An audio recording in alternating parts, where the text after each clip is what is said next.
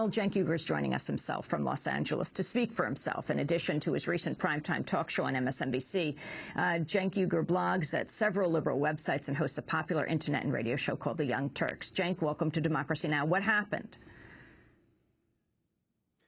Well, it's exactly as I explained on the Young Turks. I was going along doing the program. They did have early on some stylistic comments. I was trying to listen to them, in terms of body language, don't wave your arms, act like a senator. I don't know why you'd want a talk show host to act like a senator, but fine, it's the medium that you're working in. If I'm working on the internet and, it's different than working on television.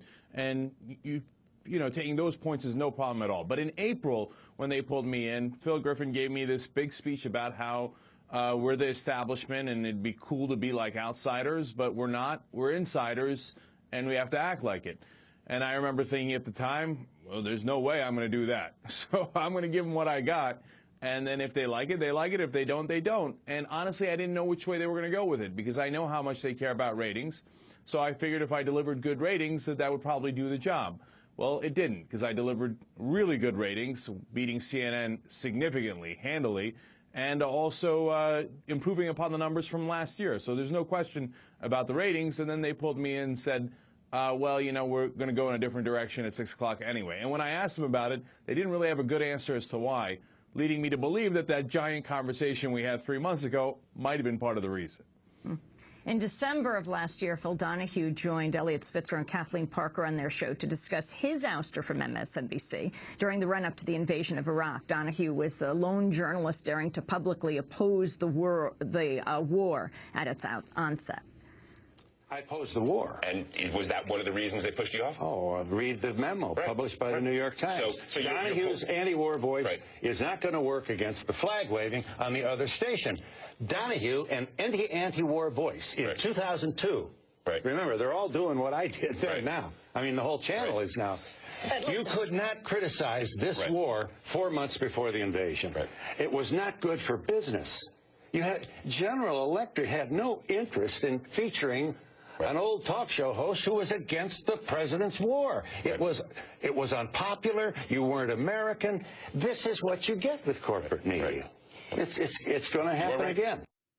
Cenk Uygur, does your situation compare to that of Phil Donahue's? Do you think Al Sharpton would take a very different political line than you would? So there's a couple of different things here. First of all, it's not just Phil Donahue. I had Jesse Ventura on the Young Turks a little while ago, maybe over a year ago.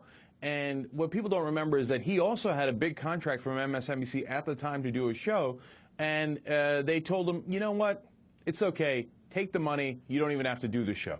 Why? He said they found out that he was against the Iraq war and said, that's okay. We don't want you on air then. Okay? And Ashley Banfield, when she gave a great speech in Kansas about how the war didn't make any sense, she went from their star reporter to literally being moved into a closet. And they wouldn't even let her out of her contract so she can go on another network and talk. It was unbelievable. Now, the distinction there is Donahue, Ventura, Banfield were all under different management at MSNBC. So you have to be clear on that, and you can't put that on them. But the similarity is that it is corporate media, right? And whether it's the pressure to go right, the pressure to go left, pressure to appease the Bush administration, or pressure to appease the Obama administration, it exists. And it's not just MSNBC. You think that the CNN host can aggressively challenge government officials? I don't think so. It doesn't look that way at all. And of course, when you get to Fox News, they're a whole different animal. They're purely propaganda. And so to me, this is not an issue of just MSNBC management now. No. But, Cenk, also there are several liberal hosts still on MSNBC, but they also managed to be basically very supportive of the Obama administration. You were perhaps one of the most critical hosts in terms of raising questions about the Obama administration's policies. Well, there's no question that I was by far the least supportive of the Obama administration. I saw your last segment, and I couldn't agree more with your guest. I think President Obama is clearly a Republican. I know, because in the 1990s, I was a Republican, and he's way to the right of me, and I've hardly changed any positions. The political spectrum has shifted massively to the right in this country, and nobody wants to talk about it. And the Obama, supporters, I don't know what they want the host to do. So we fought so hard to make sure that Bush didn't cut Social Security. So are we supposed to cheer when Obama cuts Social Security?